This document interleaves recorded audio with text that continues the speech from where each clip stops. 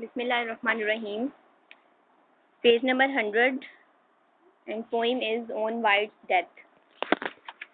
Basically ये जो poem है ऑन वाइट्स डेथ ये सरे की लिखी हुई है, ठीक है। और सरे ने जो है ये वाइट की प्रेज पे लिखी है, कि उसको उसकी तारीफ में लिखी है कि उसने जो है वो अपनी लाइफ में किस तरह से लोगों को फैसिलिटीज़ प्रोवाइड की। और बेसिकली उसका एक क्लेम भी है इस पोइम के अंदर सरे का। वो ये कहना चाहता है लोगों को बताना चाहता है कि तुमने वाइट की जो है वो कदर नहीं की, यानी कि जिस तरह से लोगों को उसने फैसिलिटीज़ प्रोवाइड की हैं और लोगों को जिस तरह से वो उसकी पहले वो पर्सनैलिटी के बारे में बात करता है कि उसकी पर्सनैलिटी कैसी है। फिर वो ये कहता है कि उसने लोगों के लिए ये कुछ किया और उसका विजडम कैसा था, उसके बारे में बात करता है।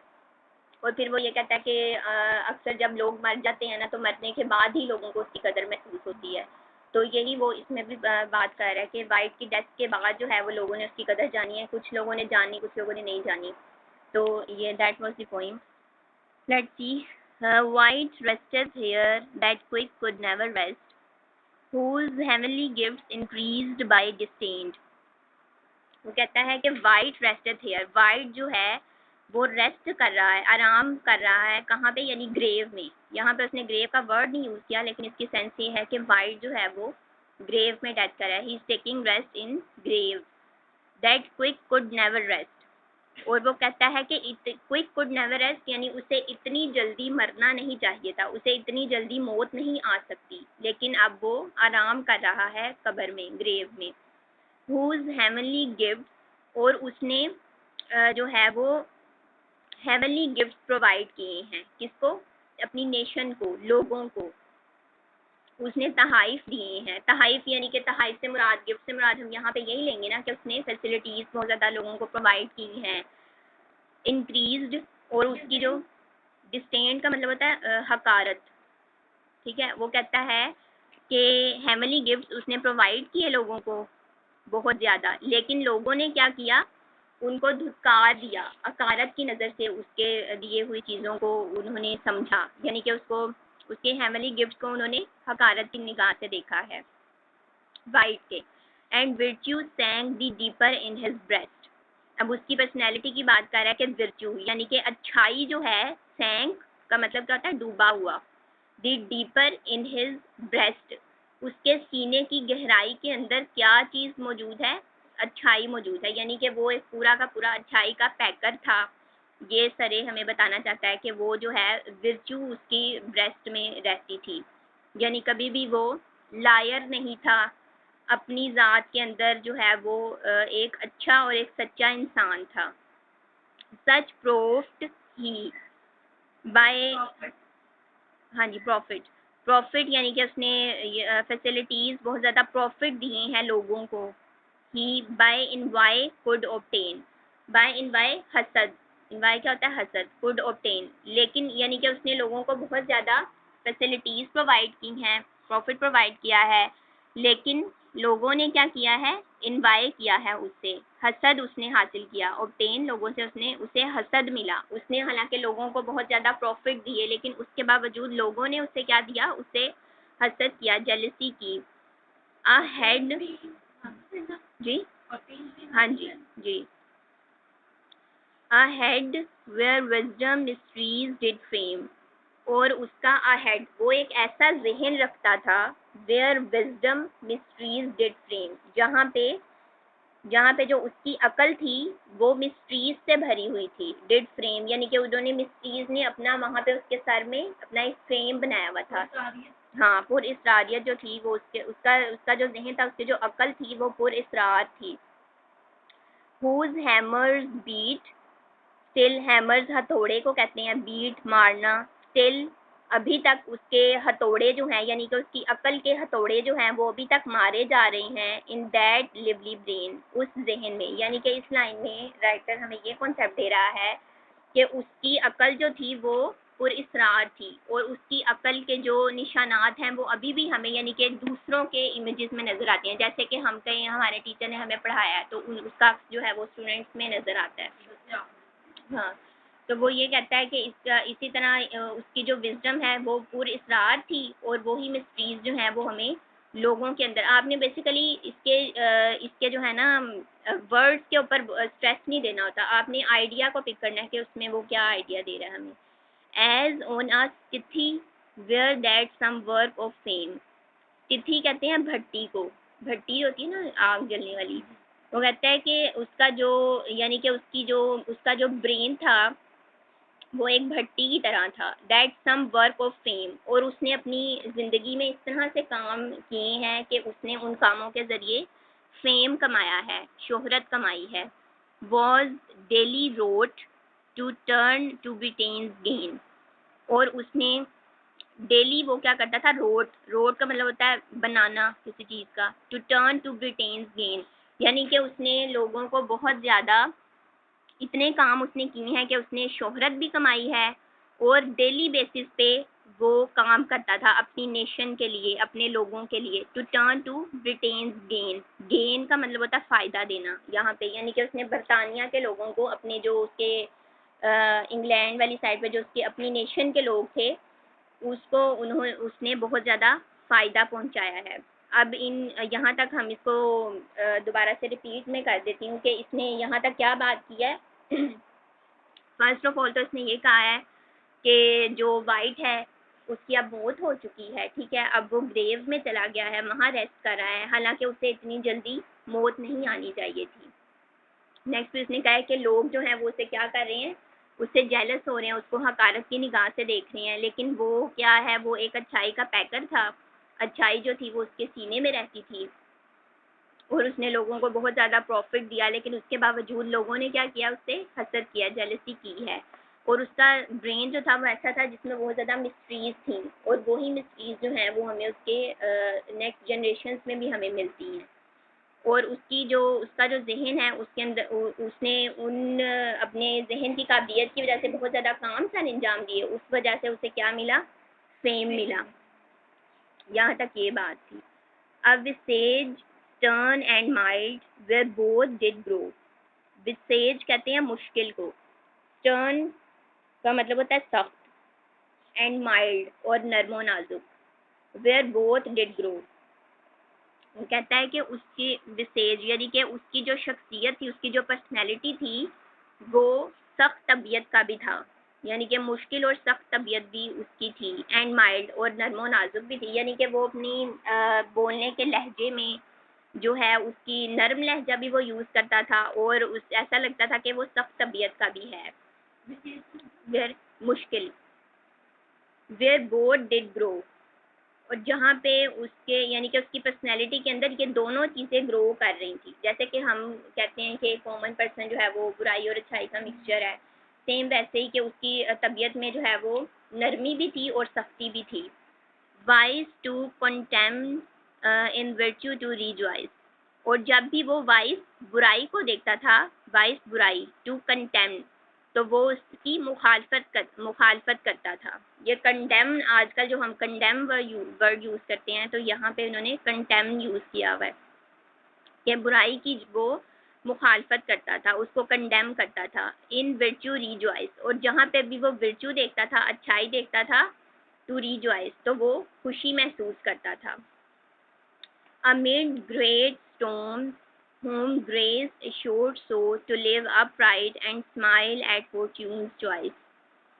Amid great storms, storms कहते हैं तूफान को, और उसने अपनी ज़िंदगी में बड़े बड़े तूफान जो हैं वो फेस किए हैं, अपनी ज़िंदगी में उसने बहुत ज़्यादा एश्योर्ड सो, लेकिन उसके बावजूद उसकी जो पर्सनैलिटी की ग्रेस है वो हमें एश्योर करवाती है कि उसने कैसी लाइफ जी है, टू लिव अपराइट, उसने एक अपराइट लाइफ जी है, एक अच्छी जो है वो दरमियाने दर्जे की कह सकते हैं, ठीक है, यानी हम यहाँ पे ये भी कह सकते हैं कि वो बहुत ही संजीदा किस्म का भी शख्स था, और एट द सेम टाइम वो नरम तबीयत का भी था, और उसने अपनी लाइफ जो है वो बहुत ही अच्छे तरीके से स्पेंड की है, ठीक है। इसके बावजूद कि उसने बहुत ज़्यादा तूफ़ान देखे हैं, सफरिंग्स देखे हैं, लेकिन फिर भी उसने बहुत अच्छी लाइफ गुजारी है।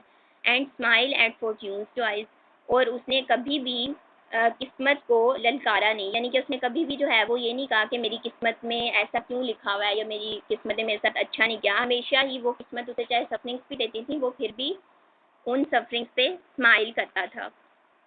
A hand that taught what might be said in rhyme, और वो ऐसा हाथ था that taught, जिसने जो है वो सिखाया what might be said in rhyme, यानी जो कुछ भी उसने अपनी राइम में कहा है, अपनी पोइट्री के थ्रू उसने जो लिखाई का काम जो किया है, तो उसने अपने हाथों के ज़रिए भी लोगों को बहुत सी चीज़ें वो सिखा कर गया है, टीच करके उनको गया है।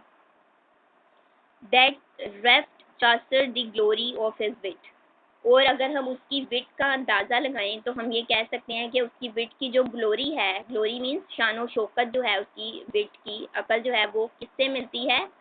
चासर से। रेफ्ट का मतलब होता है मेंटेन करना, यानी कि उसने अपनी जो विट है, अपनी जो अकल है, वो उसको, उसकी जो मेंटेनेंस है वो किसके साथ वेरी करती है? चासर के साथ। चासर 14th सेंचुरी का है और वाइट जो है वो 16th। A mark the which unperfected for time, some may approach but never none shall hit. A mark the which, और वो ऐसा निशान है, यानी कि उसकी पर्सनालिटी जो है वो एक ऐसा निशान है जिसको समझ पाए हैं कौन, यानी अनपरफेक्टेड, यानी कि उसके जो उसका टाइम था, जिस टाइम में वो आया है, वो उन लोगों के लिए अनपरफेक्ट था जो उस दौर के जो लोग थे। तो वो क्या करते थे? सब में अप्रोच, कुछ लोग तो उसकी पर्सनैलिटी को समझ पाए, कुछ लोग तो यानी कि ये समझ पाए कि वो कितनी बड़ी शख्सियत है, लेकिन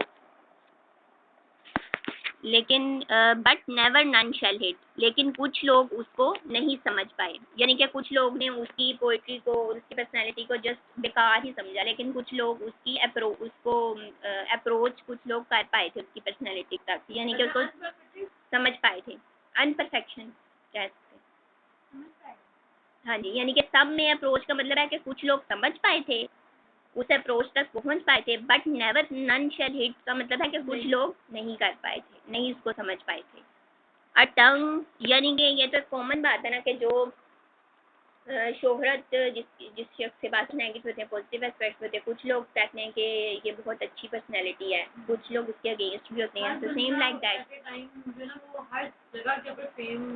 हाँ, कुछ एट द सेम, जहाँ पे उसको फेम मिल रही है वहाँ पे लोग उस पर उंगलियाँ भी उठा रहे हैं।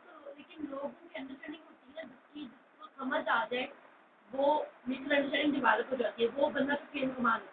तो हर बंदे के अंदर सेंसिटिविटी ज़्यादा तो नहीं होती ना, हर बंदा अपने सेंस के मुताबिक जो उसके सेंसेस को समझता है गया, वैसे वैसे वो फेम कमाता है।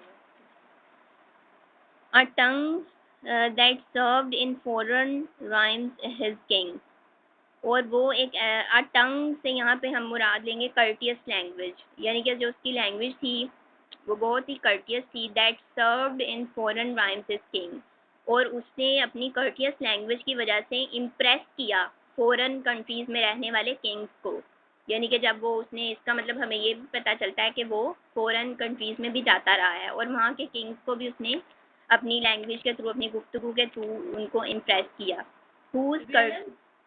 जी, विलियम्स यानी कि बाहर के जो कंट्रीज एरियाज जो होते हैं उनको कहते हैं। हाँ जी, सल्तनत कह सकते हैं। whose courteous talk to virtue did inflame, और उसकी जो courteous talk थी, जब वो बात करता था तो ऐसे लगता था कि जैसे वो एक अच्छाई का पैकर है, सिर्फ अच्छाई ही उसके जो है वो मुंह से झलकती है। इनफ्लेम का मतलब इंस्पायर होता है वैसे, यानी कि वो अपनी अच्छाई की वजह से लोगों में, लोग उससे बहुत ज़्यादा इंस्पायर थे उसकी कर्टियस टॉक की वजह से। ईच नोबल हार्ट आ वर्दी गाइड टू ब्रिंग, और उसका इतना नोबल हार्ट था कि अ वर्दी गाइड टू ब्रिंग, और उसने एक वर्दी गार्डियन की तरह काम किया है, गाइड किया है किसको? To bring our English youth, हमारी जो नौजवान इंग्लिश यूथ है, क्योंकि हमने यही पढ़ा है ना कि सरे और वाइट जो है वो क्या है? रिप्रेजेंटेटिव ऑफ इंग्लिश सोनेट्स हैं, यानी कि उन्होंने इंग्लिश सोनेट्स को रिप्रेजेंट करवाया था। तो इस वजह से उन्होंने क्या किया था? वाइट ने इंग्लिश यूथ को जो है वो गाइडेंस प्रोवाइड की थी। By trail unto fame, trail का मतलब होता है मुश्किल, सफरिंग, अनटू फेम शोहरत, फेम शोहरत, यानी कि उसने अपनी यूथ को, इंग्लिश यूथ को क्या पैगाम वो देकर गया है कि मुश्किलात में से गुजरकर, सफरिंग्स में से गुजरकर फेम कमाओ। ट्रेवेल अनटू फेम, यानी कि सफरिंग्स बर्दाश्त करके फेम कमाओ तुम। ये उसने मैसेज दिया है इंग्लिश यूथ को। An eye whose judgment none affect could blind. An eye, और वो ऐसी आंख रखता था, ऐसी वो हिस्स रखता था, whose judgment none affect could blind, कि उसकी जजमेंट जो है वो कभी भी अंधी नहीं होती थी। यानी कि कभी भी वो जब किसी चीज़ को परखता था, जांच पड़ताल करता था, तो कभी भी वो नाकाम नहीं होता था, ब्लाइंड जजमेंट नहीं होती थी उसकी। फ्रेंड्स टू एलोर, और एलोर का मतलब होता है हैप्पी, और वो हमेशा अपने दोस्तों को खुश रखता था, खुश रखना जानता था। एंड फोज टू रिकॉन्साइल, फोज का मतलब होता है दुश्मन, और हमेशा ही वो अपने दुश्मनों से रिकॉन्साइल भी कर लेता था, दोबारा से उनसे दोस्ती कर लेता था। यानी कि फ्रेंड्स को खुश रखना और दुश्मनों से जो है वो रिकॉन्साइल करना भी उसको आता था। Whose piercing look did represent a mind. piercing look, deep look, deep look से मुराद यहाँ पे ये है कि उसकी जो डीप ऑब्जर्वेशन थी, डीप ऑब्जर्वेशन की वजह से डिड रिप्रेजेंट अ माइंड, उसकी डीप ऑब्जर्वेशन जो है वो उसके माइंड को शो करती है कि उसका जहन जो था वो कितना शान वाला था, कितना, यानी कि उसका जहन जो था वो काबिल जहन रखता था कि वो डीप ऑब्जर्वेशन कर सकता था।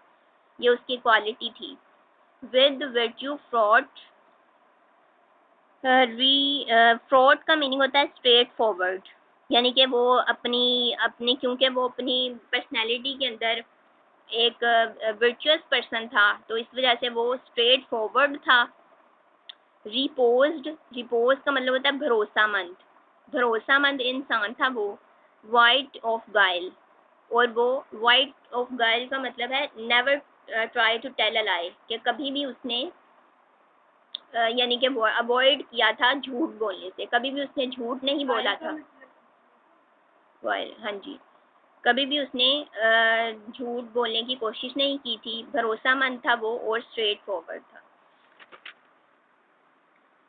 A heart where dread was never so impressed. और उसका दिल ऐसा था, where dread, जहाँ पे कभी भी खौफ नहीं आता था, was never so impressed. कभी भी उसे किसी भी चीज़ का, उसके दिल को खौफ लाहक नहीं होता था, dread मीन खौफ लाहक नहीं होता था। To hide the thought, और कभी भी वो अपनी सोच को छुपाता नहीं था, यानी जैसे जो बात उसके दिल में होती थी वो सच कहता था, हमेशा वो सच बोलता था, अपनी सोच को हाइड नहीं रखता था। That might the truth advance, और हमेशा ही वो सच बोलने से नहीं घबराता था, कभी भी वो सच बोलने से नहीं घबराता था, अपनी सोच को वो छुपाता नहीं था, और उसके दिल के अंदर कभी भी खौफ तारी नहीं होता था कि अगर मैंने ये बात कह दी तो इसका इफेक्ट क्या होगा, वो इस चीज़ को मद्देनजर कभी भी नहीं रखता था।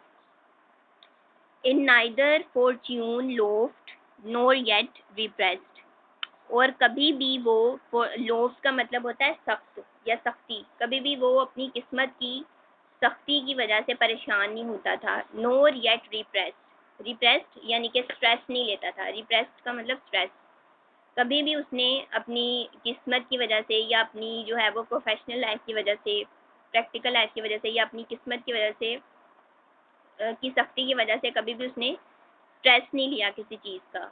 To swell in wealth, swell का मतलब फूलना होता है, या पफ्ड अप जिसे कह सकते हैं, ठीक है। कभी भी उसने दौलत से वो नहीं फूला, यानी कि वो कभी भी उसने दौलत के लिए लालच नहीं की है। और यील्ड अनटू मिस चांस, और कभी भी अगर उसके उसके साथ कुछ गलत हो गया है, मिस चांस हो गया है, उसकी अगर कभी किस्मत में उसकी खराबी उसको नज़र आ रही है, तो उस पर भी वो कभी भी अफसोस नहीं करता था, और ना ही वो दौलत के लिए लालच रखता था। अब वेलियंट कोड, वेलियंट का मतलब होता है बहादुर, कोड का मतलब होता है डेड पर्सन को कहते हैं, मुर्दा को। अब यहाँ पे इसने सरे ने कोर्ब का लफ्ज़ इसलिए यूज़ किया कि वो हमें अब क्योंकि एंड की तरफ आ रहा है पॉइंट की, तो वो हमें ये बताना चाह रहा है कि वो मरने के बाद की कैफियत शायद बताना चाह रहा है, या वो ये कहना चाह रहा है कि वो उसकी डेथ हो चुकी है, तो इसलिए मैं उसको प्रेज़ दे रहा हूँ, तो इसलिए उसने कोर्ब का वर्ड यूज़ कर दिया है।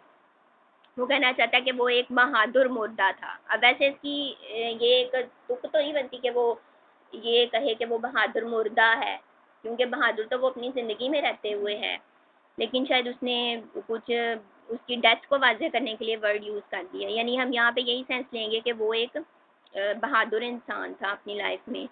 Where force and beauty met, और उसकी पर्सनैलिटी कैसी थी जहाँ पे ताकत और खूबसूरती का मिलाप होता है, यानी कि वो एक ताकतवर, फिजिकली भी बहुत ज़्यादा स्ट्रॉन्ग था, एंड ब्यूटी, और उसके अंदर ब्यूटी भी थी, यानी कि फिजिकल ब्यूटी भी उसकी थी और इंटेलेक्चुअल ब्यूटी भी उसमें थी।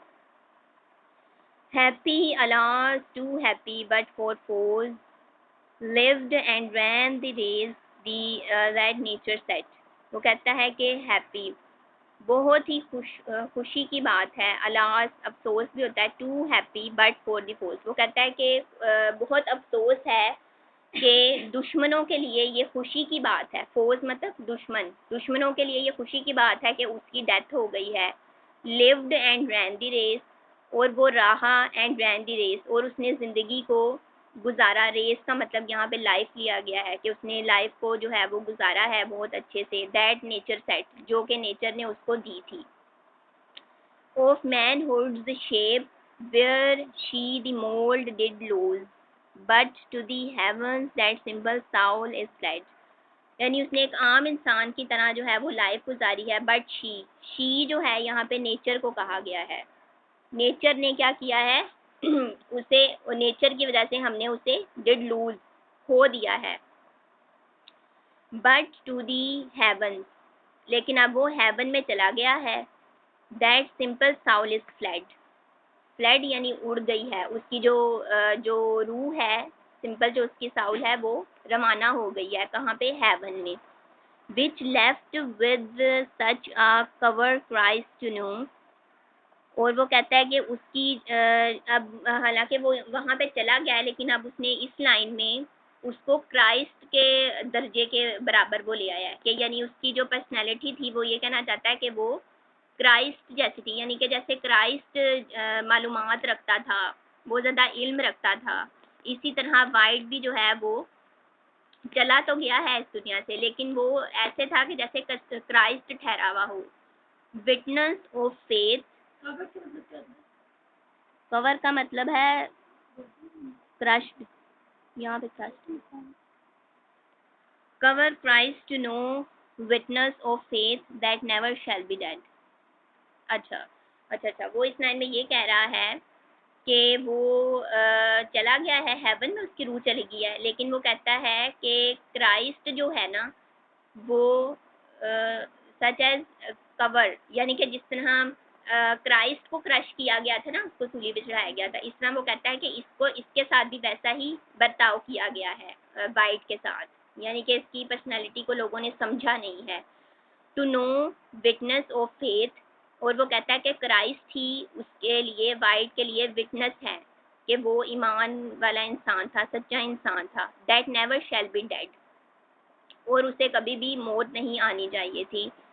Sent for our help but not received so, और वो कहता है कि सेंट फॉर आवर हेल्प, और उसे भेजा गया था जैसे क्राइस्ट को लोगों की बेहतरी के लिए भेजा गया था, इसी तरह वो कहता है कि सेंट फॉर आवर हेल्प। इसी तरह वाइट को भी कहता है कि हमारे लिए ही भेजा गया था, हमारी सेहत के लिए भेजा गया था, यानी कि हमें फैसिलिटीज़ प्रोवाइड करने के लिए, हमें प्रॉफिट प्रोवाइड करने के लिए उसे भेजा गया था। बट नॉट रिसीव्ड सो, लेकिन लोगों ने उसे अच्छे तरीके से रिसीव्ड नहीं किया, लोगों ने उसकी कदर नहीं की।